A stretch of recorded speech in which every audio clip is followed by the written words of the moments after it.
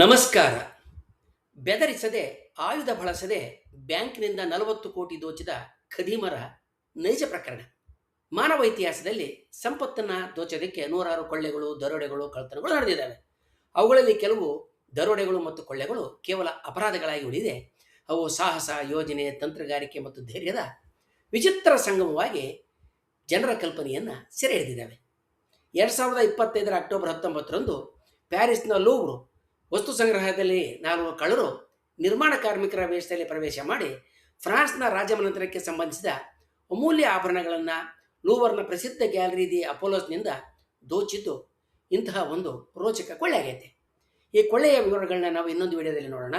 ಆದರೆ 50 ವರ್ಷಗಳ ಹಿಂದೆ ನಡೆದಿದ್ದ ಅತ್ಯಂತ ಚಾಣಾಕ್ಷತನ, ತಾಂತ್ರಿಕತೆ ಮತ್ತು ಸಾಹಸಗಳನ್ನು ಒಳಗೊಂಡಿದ್ದ ಕೊಳ್ಳೆಯ ನೈಜ ಪ್ರಕರಣದ ಬಗ್ಗೆ ನಾವಿನ್ನು ತಿಳ್ಕೊಳ್ಳೋಣ.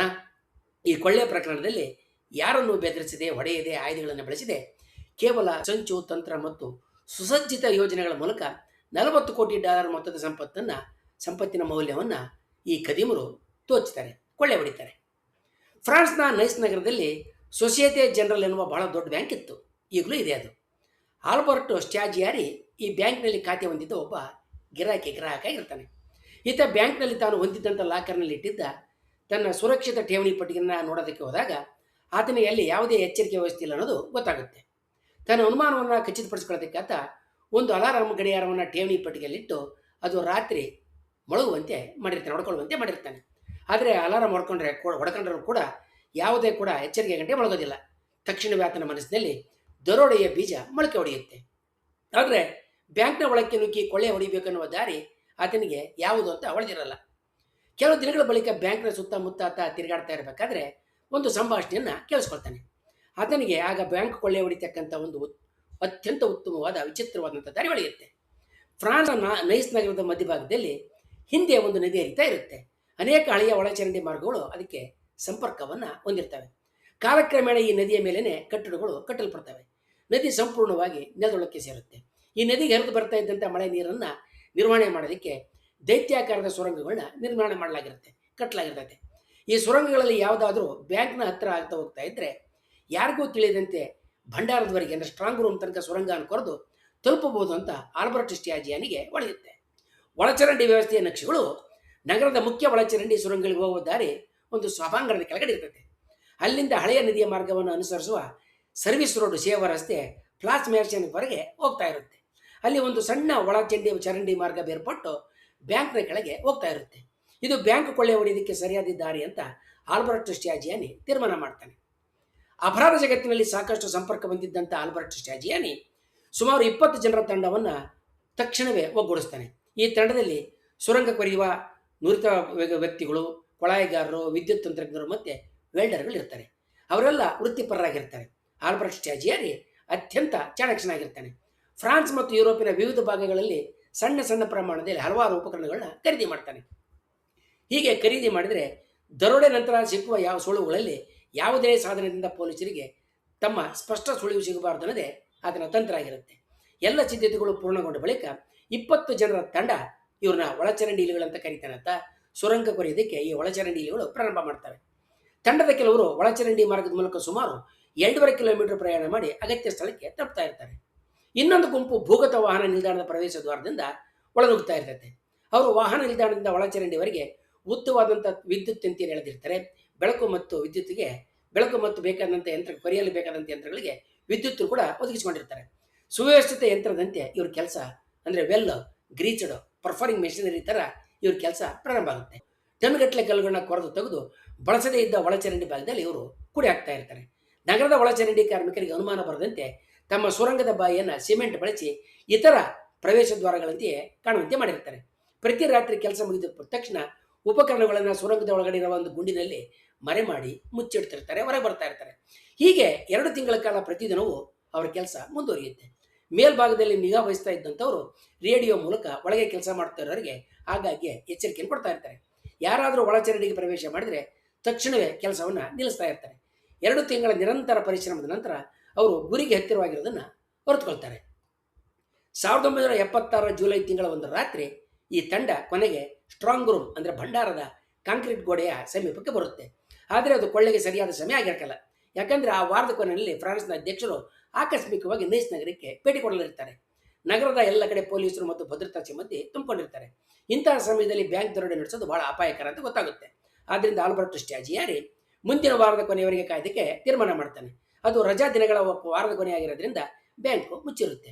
ಹೀಗಾಗಿ ಹೆಚ್ಚಿನ ಸಮಯ ಸಿಗುತ್ತೆ ಅಂತೇಳಿ ಆತ ಅಂದಾಜನ ಮಾಡ್ತಾನೆ. 1976 ಜುಲೈ 17 ಶನಿವಾರ ಸ್ಟ್ರಾಂಗ್ ರೂಮ್ನ ಬಲವರ್ಧಿತ ಕಾಂಕ್ರೀಟ್ ಗೋಡೆಯನ್ನು ಗಂಟೆಗಟ್ಟಲೆ ಹೊಡೆದ ನಂತರ ತಂಡಕ್ಕೆ ಒಳಗಿರುವ ಸಂಪತ್ತು ಕಣ್ಕೋಗುತ್ತೆ. ಕೊಳ್ಳೆ ಹೊಡೆಯೋದಕ್ಕೆ ಸೋಮವಾರ ಬೆಳಿಗ್ಗೆ ಬ್ಯಾಂಕ್ ತೆರೆಯೋ ತನಕ ಸುಮಾರು 30 ಗಂಟೆಗಳ ಕಾಲಾವಕಾಶ ಇರೋದನ್ನು ತಂಡ ಗುರುತಿಸುತ್ತೆ. ಶನಿವಾರ ಸಾಕಷ್ಟು ದೊಡ್ಡದಾದಂಥ ರಂಧ್ರವನ್ನು ಮಾಡಿ ತಂಡದ ಸದಸ್ಯರು ಒಳಗೋಗ್ತಾರೆ.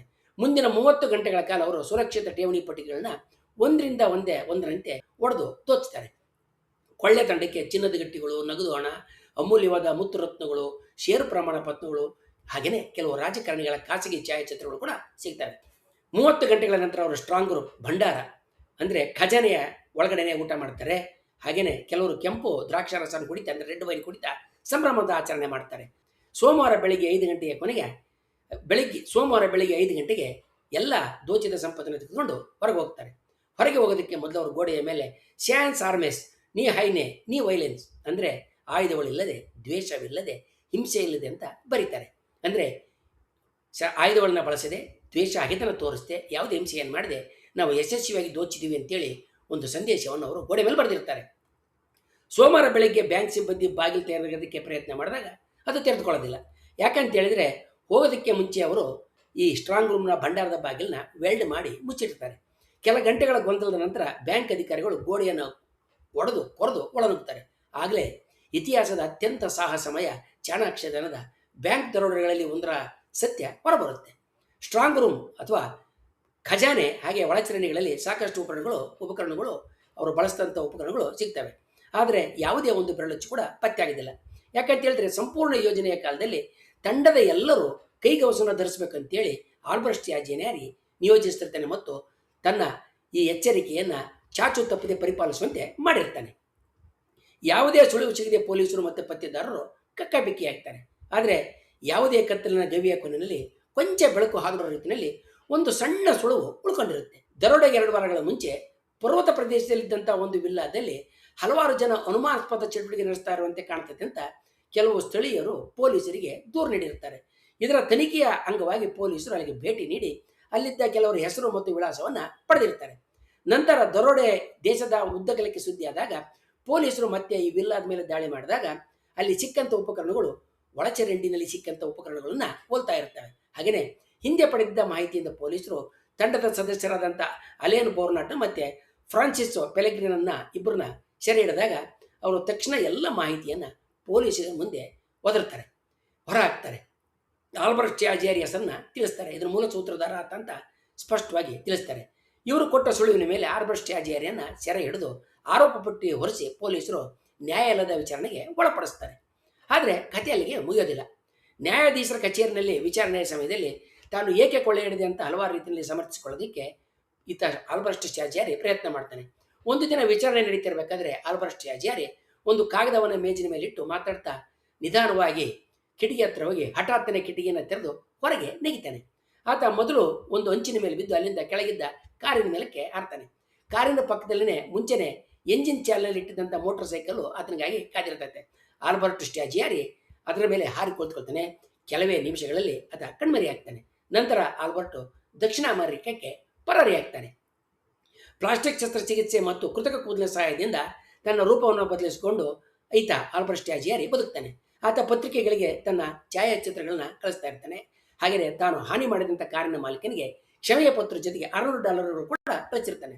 ಫ್ರಾನ್ಸ್ನಲ್ಲಿ ಆತನಿಗೆ ಜೀವಾವಧಿ ಶಿಕ್ಷೆಯನ್ನು ವಿಧಿಸಲಾಗಿದ್ದರೂ ಕೂಡ ಆತ ಹಲವು ವರ್ಷಗಳ ಕಾಲ ಪೊಲೀಸರ ಕೈಗೆ ಸಿಗದೆ ಬದುಕ್ತಾನೆ. ಕೊನೆಯಲ್ಲಿ ಕೇವಲ 4 ಮಾತ್ರ ಶಿಕ್ಷೆಗೆ ಒಳಗಾಗ್ತಾರೆ. ಅವರು ಕೂಡ ಸುಮಾರು 6 ತಿಂಗಳು ಮಾತ್ರ ಜೈಲಿನಲ್ಲಿದ್ದು ಹೊರಗೆ ಬರ್ತಾರೆ.